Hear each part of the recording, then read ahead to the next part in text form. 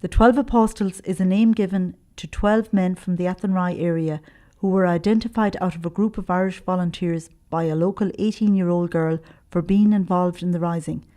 The men were tried and convicted and served their sentence together.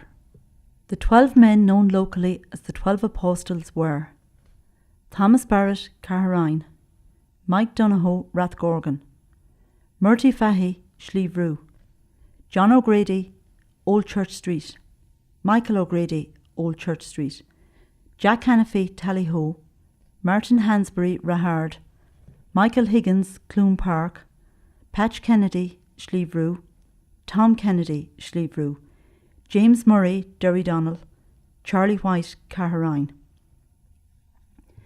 These men were connected on many levels. All were active members of the Irish Volunteers, were present at the Agricultural College, Myode and Lyme Park during Easter week. Some were brothers, others cousins, all were friends, but ultimately their main connection was the betrayal of them by Maisie Shackleton.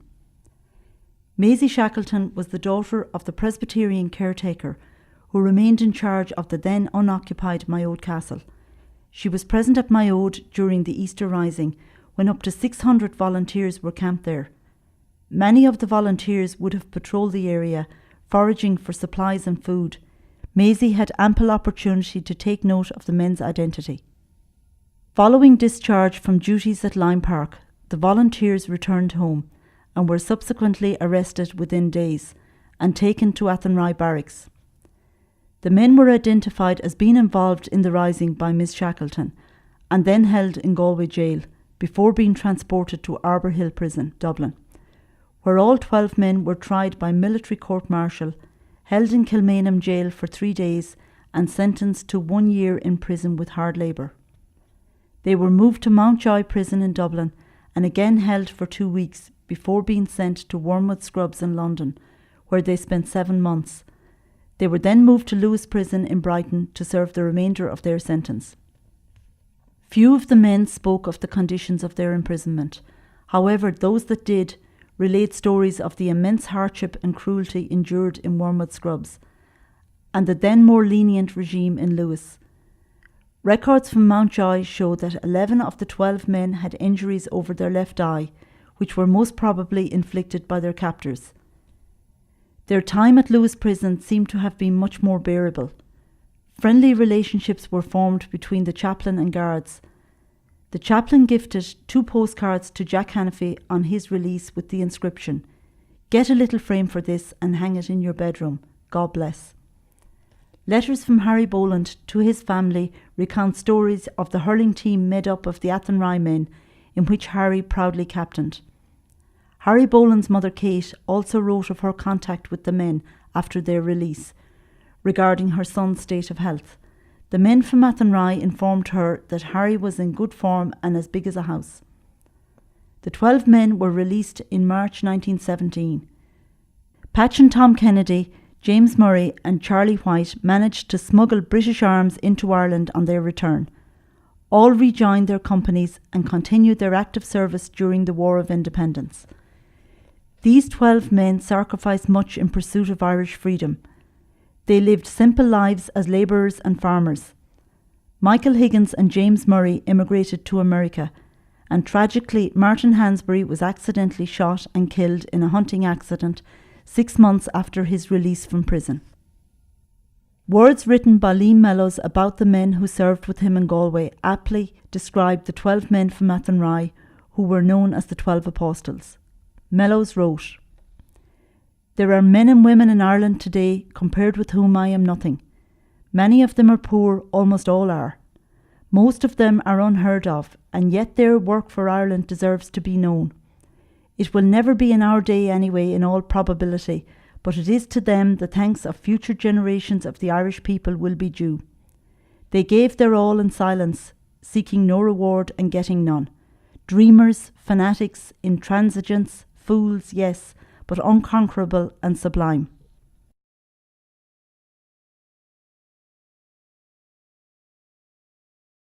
Maisie Shackleton, she was a daughter of the caretaker at my old castle. The only people left there when the volunteers arrived.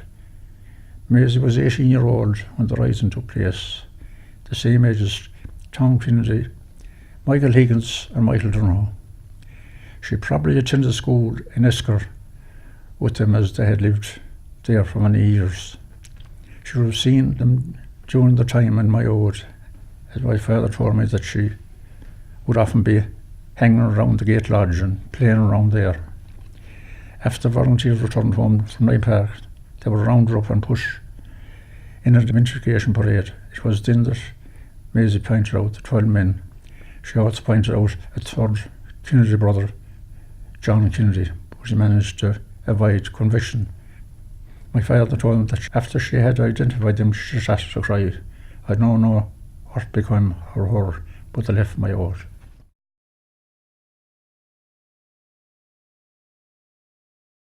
My name is Sean Flannery, the grandson of Charlie White, patriot and Irishman.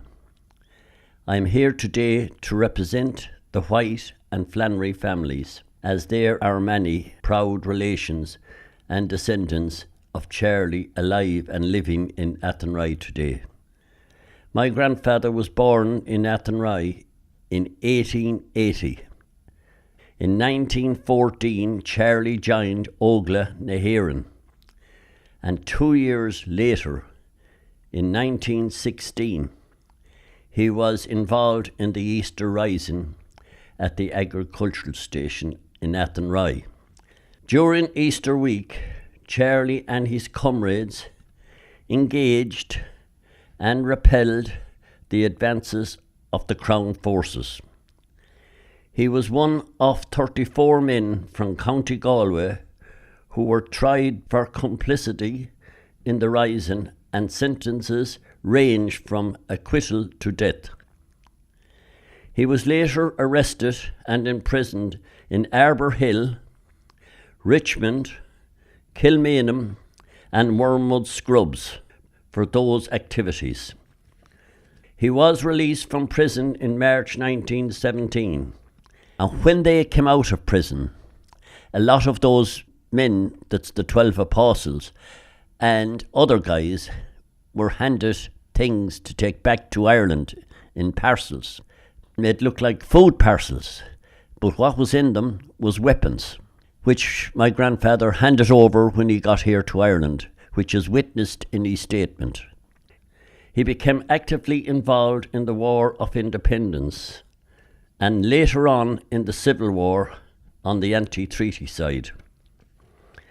My grandfather was awarded the 1916 Medal and the Service Medal 1921 in recognition of his dedicated, courageous, loyal service with Athenry Company 2nd Brigade of Ogla Nahiran. Charlie was seriously injured during the Civil War, and as a result of those injuries was unable to return to his previous work as a steeplejack. He took up work as a caretaker of the new cemetery in Athenry.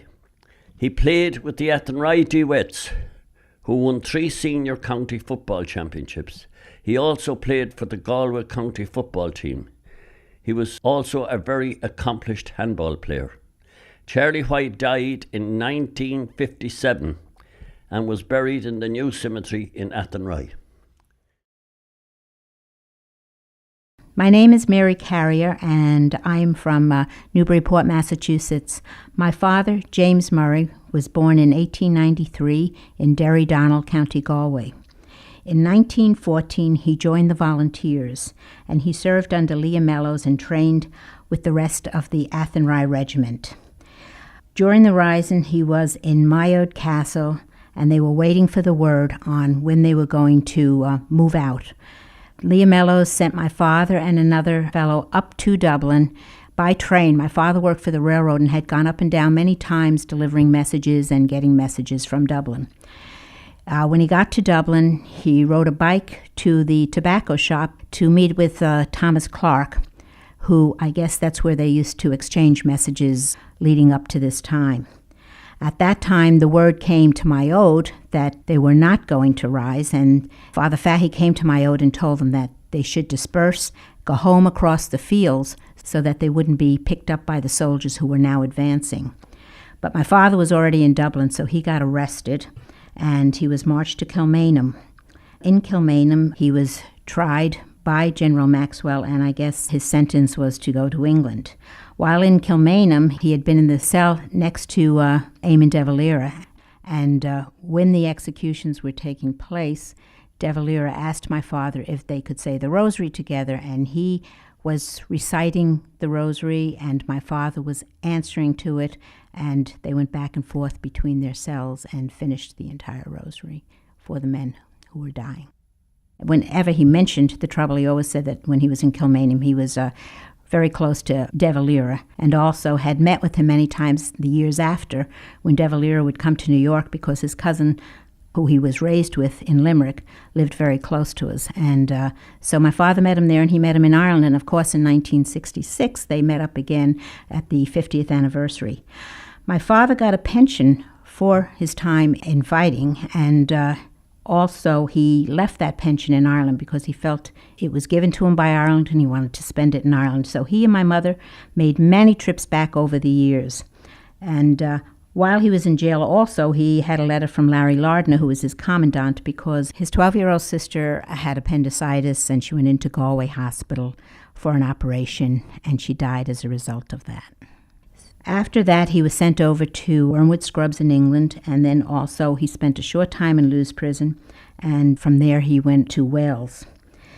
After the fighting, he was in the 1922 Civil War that took place, and after that he was also imprisoned at the Curragh. He emigrated to New York in 1926. He married my mother there and had 6 children. And he instilled in all of us children the love for Ireland and the culture of Ireland, and made sure that we were all exposed to it. In New York, they used to have an Easter breakfast every Easter Sunday, and the veterans of the IRA would march up the concourse in the Bronx, and they'd have Mass, and then they'd all meet at a hotel for breakfast. And whenever somebody would come to visit, my father would always go to the event. I remember when Sean T. O'Kelly was over, he got an invitation to go to an event they were having. And yes, he tried to keep in touch with many of the men actually from around the Galway area who he had served with. And it was funny, if he saw a death in the paper of someone, I can always remember he'd come home from work, and we didn't have a car because we lived in the city, and he'd look and he'd say, "Oh, I was in jail with that fellow. I've got to go to that." And he'd take 2 or 3 trains maybe from the Bronx to someplace, Staten Island, Brooklyn, just to go to the funeral, because to show respect for the men that he served with. So over the years he kept in touch with, I know Sean T. O'Reilly, who fought in Dublin. They were good friends, and he used to get together with him. In fact, when he died, Sean T. O'Kelly, who was on 2 canes, came to his wake and brought an Irish flag to drape the coffin, and they had the bagpipes going. And my father passed away on February 9th, 1988, and it was his wish to be buried in Ireland.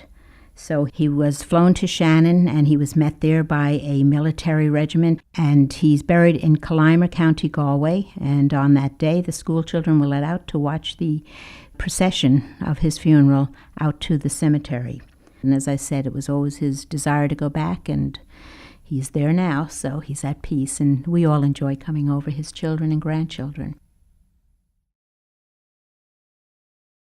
My name is Breda Regan. I'm a granddaughter of Patch Kennedy and grandniece of Tom, 2 of the 12 Apostles. I suppose a bit of the background to the Kennedys were, they were from Slieve, which is only a couple of miles out the road from Athenry. There was actually 4 brothers involved in the rising. John, their other brother, who was living at home with them as well, and Martin, a brother who is living in Rockfield. There was 13 arrested originally, but John was acquitted. They were living in the Mayotte estate, and they were labourers for the Mayotte estate. So they joined the volunteer force, I suppose, really to change their lives, because they were just fed up with the way things were in the day. And Tom was only 15 when he joined. So during the rising then, they joined with Mellows at the college in Athenry. And they were there with the whole gang of, we'll say the Cairn Bridge lads and the Crowell lads and the Ardmore crowd. So I know there's a story that at one stage Patch left the college with his horse and cart.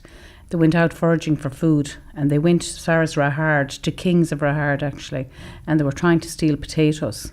But they came across the RIC and they were brought under fire there, and the fight lasted for 5 hours, or they were kind of, we'll say, I suppose the RIC were hiding and they were trying to keep away from them. It went on for 5 hours, but luckily nobody was hurt or killed, and eventually they got back to Mellows. I'm not sure if they got the spuds or not, but that's the story anyhow. So then when Mellows moved everybody to Myode, really Patch and Tom were in their backyard then. They knew the place like the back of their hand. Again, Patch went out foraging for food while they were there, and also there was somebody in there that was very sick at some stage and they needed someone to go and get some medicine. So Tom left Myode house and he went to get, because he'd know the lie of the land and how to get out quick and back.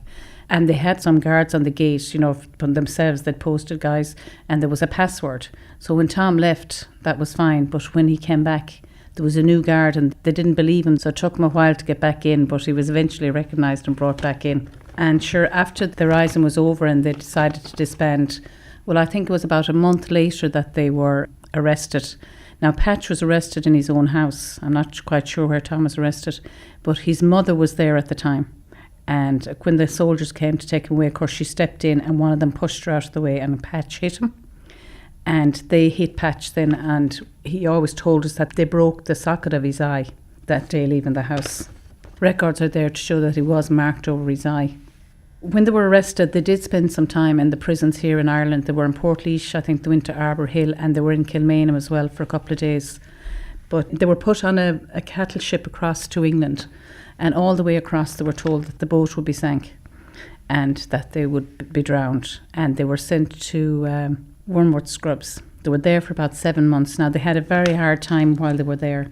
And Patch told us the story, and I remember him telling us very vividly that they were so hungry that one day a crow was passing the yard and he dropped a crust of bread. About 20 men ran to get it. They were so hungry. Another story from their time in prison in Wormwood Scrubs was that they were nearly on a daily basis marched around a big hole in the ground, which was a lime pit, and told they would be shot and thrown in there, and that would be the end of them and that would be their fate, which I suppose was a terrible threat to them, really. And they didn't know any different. They knew the guys had been shot in Dublin, so they thought too that maybe they would have been shot as well, you know. So they had no contact with home, but Patch had the price of a stamp with them, and somehow he persuaded a prison officer over there to let him post a letter. Now, Patch could be quite persuasive at times, and they got word back to their mother that they were alive at least. They didn't know what their fate was going to be at this stage or how long they'd be there, but they were alive, so they got that word back to them.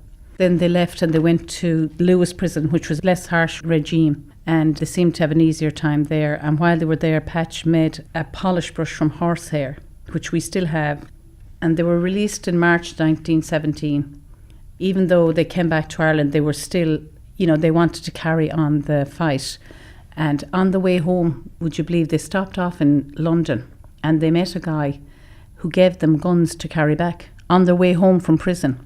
And they got them as far as Dublin, and it was to a tobacconist shop that they went to, a man called Tom Collins. They gave him the guns and on home again. And they did carry on the fight because the two of them were involved in the War of Independence. Granda died in 1980. Tom died in 1976. I would have been 9 when Tom died, so I remember him. He actually came to live with us, even though he lived next door. I'm living in his house now. It's redone. And then Patch, sure, he was with us till I was like 14 or 15, so I remember them quite well.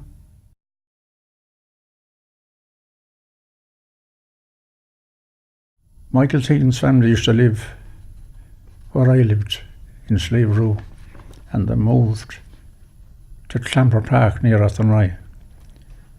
And when the War of Independence was over, he went to America. He was working in a factory, I think. And in later years, when he retired, he came home and lived near Athenry. He was known as the Yank Higgins. He never married either. I met him a few times now, not much. He'd be an older age group, you know. Besides, I'd be young by that time, you know. Martin Hansbury was a farmer, lived in Rahard. He was in Myode for the rising, but about 6 months after, he was out duck shooting with the neighbour in the townland of Myode of a Sunday morning, and he got shot accidentally by a neighbour that worked next door. One walking in behind the other, and the gun went off accidentally. And he was, we'd say, a couple of miles away from the road. He had a long way to go before he got any help, and he died. Because he died so young, there was no pension records of him, and we never knew too much then.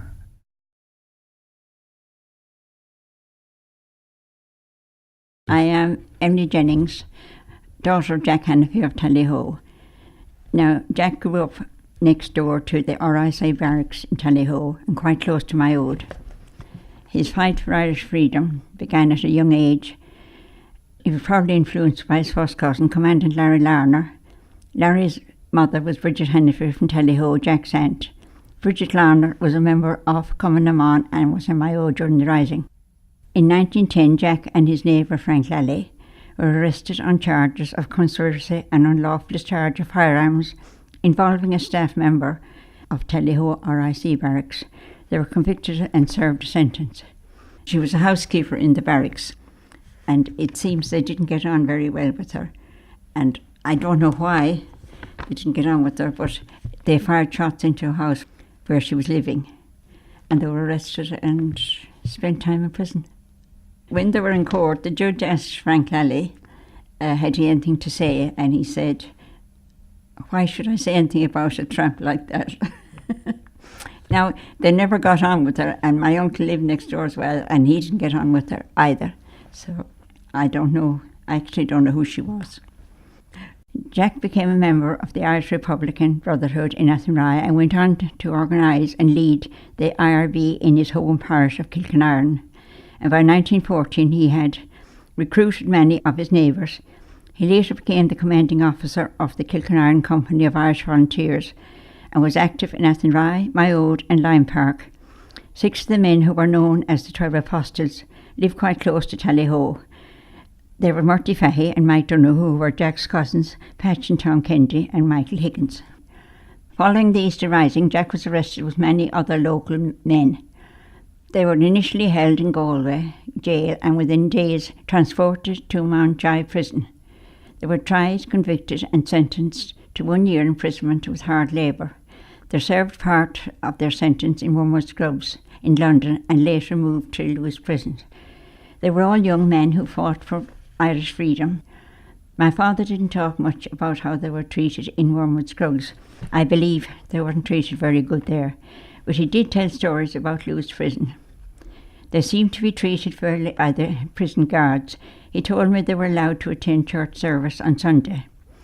When he was being released, the prison chaplain gave him 2 postcards of the prison and the church, and the chaplain wrote on the back of one of them, "Get a little frame for this and hang it in your bedroom, God bless." My father never hung those pictures, but I still have those postcards. I also have his medals. He also told me they worked in the prison laundry. He said they were allowed to have 1 bath each week, but they could only use a little water. So Jack waited until everyone was finished and filled up the bath to the top and was really enjoying his wash when he heard the guards shouting, "Prisoner missing, prisoner missing." They weren't too happy when they found him. I also remember when I was a little girl, many men would call to our house to see my father, to have their pension claim forms signed by him as he was their commanding officer during the Rising. When my parents married in 1923, the barracks in Tallyho was vacant, so my father bought it from the Dunsandle estate and it became our family home. He reared 4 children there and lived the rest of his life there. I still live quite close to the house, and the barracks is still occupied and in good condition. And my father lived in Tallyho for the rest of his life until he died in 1966. So I have lovely memories of my father, and I'm so proud of him now. It was sad, like in the last few years before he died, that he wasn't in good health. But he never seemed to make a big thing about what they did, He was only 24 when he was arrested. He just accepted it, I suppose.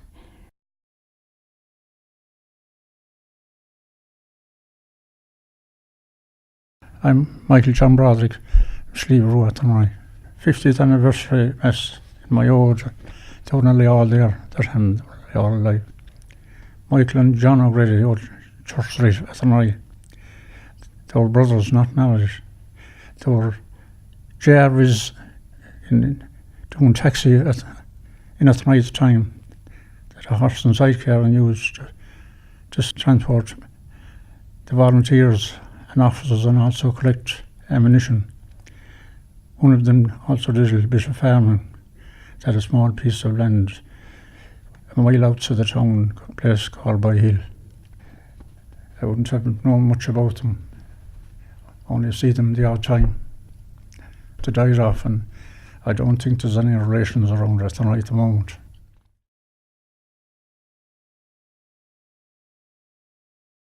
Hello, my name is Patricia Fahy Devaney, and I am the granddaughter of Murty Fahy. He was one of the 12 apostles of Athenry, but he was from Kilkenarn. He was born in 1897 and he was known as Murty Lawrence Fahy, and he came from a family of 9, 4 brothers and 4 sisters, and the 4 brothers were Martin, John, Seamus and Larry, and then he had 4 sisters, Nora, Sarah, Margaret and Bridget. And as time went on, Nora and Bridget and Martin left for the USA, as was the thing in those days. A lot of family members left and they weren't ever to return. And I know I've heard that his parents were very lonesome as a result of that. As a result of my kind of research, I suppose I found out that Murty joined the Irish Volunteers at a very young age, at the age of just 19. And he joined again with a number of members in his own area, I would say, his own parish. And I had to look up the military archive basically, and I discovered he'd given an account of his actions. And he would have marched with the rebels to Moyode and to the farmyard and to Lime Park. He also would have carried a dispatch on Easter Sunday to P. Sweeney in Athenry under the command of John Hannafy. He was his military officer. And he also gives a account of firing a number of shots at members of the RIC when he was in the Athenry station, in the agricultural station in Athenry as well. And then following the Easter Rising, obviously no more than the rest of the apostles, he was arrested, and we would have always heard as a family that it was Maisie Shackleton was the person who would have been the informant possibly. She was the only occupant of Moyode, the casa at that time. So we would have heard mention of her down through the years as well in our house. So it resulted basically in him being imprisoned for sentenced to 12 months in jail, and he spent some of that time initially in Galway jail, in Mountjoy, and eventually in Wormwood Scrubs and Lewis jails with his comrades as well. And again, I've asked family members, he's 3 surviving children. My father is one of them, and they have no recollection of Murty talking about his activities with the Irish Volunteers or the IRA or any correspondence from him while he was in jail, unfortunately. I wish I had that, but I don't. So upon release then in March 1917, Murty rejoined the Irish Volunteers, and upon reorganisation then he took part in other activities. Again, he describes taking part in dispatches, sending dispatches, and also as well during the War of Independence he was involved in a failed attack on Moyvilla Barracks where he blocked roads, and he also blocked roads I think for another attack on Bukeen Barracks. Again, he was carrying dispatches, and during the truce period then he attended Killeen, and during the Civil War he took the anti-treaty side, and he was interred from November 1922 until February 1923. So again, he was away from his family and his friends. Murty's commanding officers in the IRA, then I suppose looked them up, were David Kearns and Thomas Kennedy. And after much correspondence and difficulties, then Murty managed to get a pension, a military service pension of 3 years for his service. But I do have some records of, a lot of letters and a lot of correspondence sent forward and back before he actually received his pension. It was quite difficult, and he does always mention in the letters about his young family and the difficulties he was having trying to keep the rates paid and so on, and that he really needed the pension badly. And it took a while for it to come through, and I've heard from other people that was quite common in those days. And then in terms of his personal life, he met and married his wife Elizabeth Rooney, Lily as she was better known, and Lily came from Dublin to live with her auntie in Slieve, which was where Murty was from, and they only lived down the road from each other.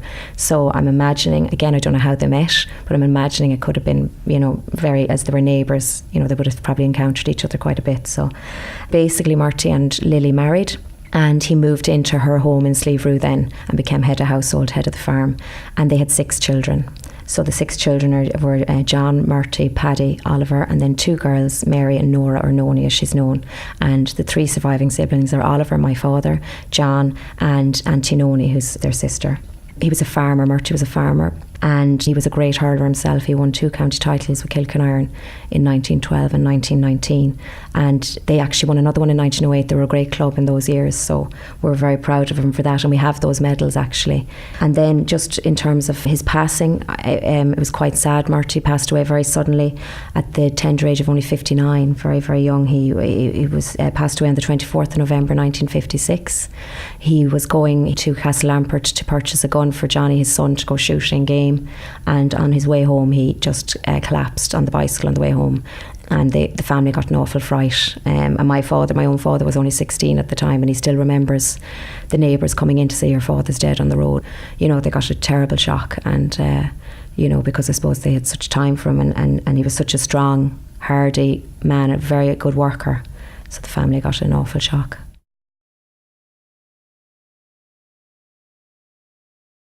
My name is Deirdre Carty. I'm Mike Dunhu's granddaughter. He was one of the volunteers in the Kilkenarn volunteer force. He was born in 1897. He was one of 10 children. He was the second eldest. His dad died at 42, so there was great responsibility on him because they had a farm. And then he went out to work and get an apprenticeship for carpentry. And in his late teens, he joined the Kilkenarn Voluntary Army, and he was involved in the Agricultural College in Lee Mellows now, and he was involved in Mayo and Lime Park. He was commanded by Mellows to watch out in the Lee Mellows College, and then he went back to his own Kilkenarn group again, and he was involved in Bookeen and My Villa, and he was also involved in the burning of Mayo House. He was one of the 12 apostles, and they went to prison in Wormsworth Scrubs first, and then they went to Lewis and Brighton. Now, my granddad gave stories that he was treated very well in prison, and he never got into any trouble or anything. And they were let go a year later, and he came back to Ireland again, and he took up carpentry and worked in County Wicklow. And he was there for a good number of years, and he was a very dedicated carpenter. He was a stickler for good workmanship and that. So when he returned to Rathgorgan, he built his own residence in one of the fields of his family farm. He met my grandmother in a dance down in Abenakmoy. She was home from America on holidays. They were smitten and they got on really well. She was engaged to a gentleman in America, so she broke off the engagement. And when her work commitments were finished, she came back to Ireland and they married in 1939. They went on to have 3 children, but unfortunately my granddad in his early 50s had a heart attack. And he married late in life, so the children were very young, and there was a great strain in the family really. So my grandmother had to take in boarders, and she also had to work out on the farm because Grandad really wasn't allowed to do any strenuous work at all. He was always aware that he might die. It was kind of like his heart attack had damaged his heart very badly. But thank God he had a good life with them, and he lived to be 71 years of age. When he was younger, he was a bit of a trickster, really.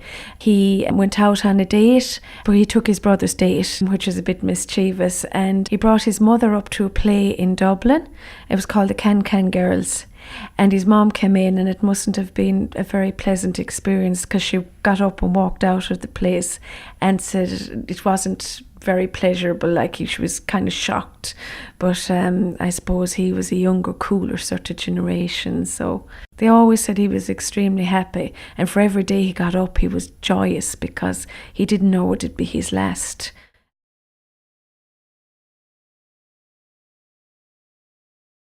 My name is Carmel Barrett, and my husband Thomas was a grandson of Thomas Barrett. Thomas Barrett was born in 1888. He lived in Courtview in Athenry with his parents, Michael and Mary. He had 3 brothers and 5 sisters, and he was one of the first to become a member of the Athenry Company of the Irish Volunteers in 1914. His 2 brothers and 1 sister were also highly involved with the Athenry Company. Thomas participated in the Rising Easter week and was active up to and including Easter week 1916 under the commanding officer Francis Hines. Drilling and training before the rebellion and after the rebellion were paramount. He responded to mobilisation orders and served with his company at Athenry Agricultural Station, Myode Castle and Lime Park. Thomas was arrested after the Easter Rising by the RIC. He was recognised by Maisie Shackleton, who lived in Myode Castle, for his involvement in the Galway Rebellion, and it was during his occupation at Myode Castle, along with 11 other men, that Maisie's testimony convicted these 12 men. These men were also known as the 12 Apostles. Thomas was court-martialed in Richmond. He was taken to Galway first, and from there to Arbor Hill, and on to Richmond and Mountjoy, where he was sentenced to 12 months hard labour in Wormwood Scrubs in England. When he was released, he smuggled his prison suit out with him. He rejoined his unit in Athenry and was active during the conscription period and the general election of 1918. Thomas joined the Irish Republican Army and became captain of the 3rd Battalion Unit of the Athenry Company of the South West Galway Brigade. He was also a private in the 3rd Battalion Division of the Western Division Company of the Athenry Company Brigade for the Irish Republican Army. He succeeded in officer commanding for Athenry Company in April 1919, and he held this post until he was arrested again in October 1920. Upon his release, he rejoined the Athenry Company and had continuous activity up to 1923. Thomas was one of an active group told for the purpose of destroying enemy supplies and communications. Thomas was engaged in the attempted attack on My Villa RIC barracks in March 1920. He was also engaged in capture of enemy stores for wire, petrol and bicycles in 3 separate operations in June and July of 1920, and engaged in attack on Buckeen RIC barracks in July 1920 and burning of Myode Castle in September 1920. He was assaulted in RIC Boycott and did IRA police duty and was arrested in November 1920 and interned in Galway and Ballykinley camp. He was released in December 1921, and on his release he rejoined his company. Thomas married Mary Ellen Riley in 1928 and they had 6 children. Margaret, his only surviving daughter, says that her dad never told about what happened during the 1916 Rising or his time spent in prison as she was too young.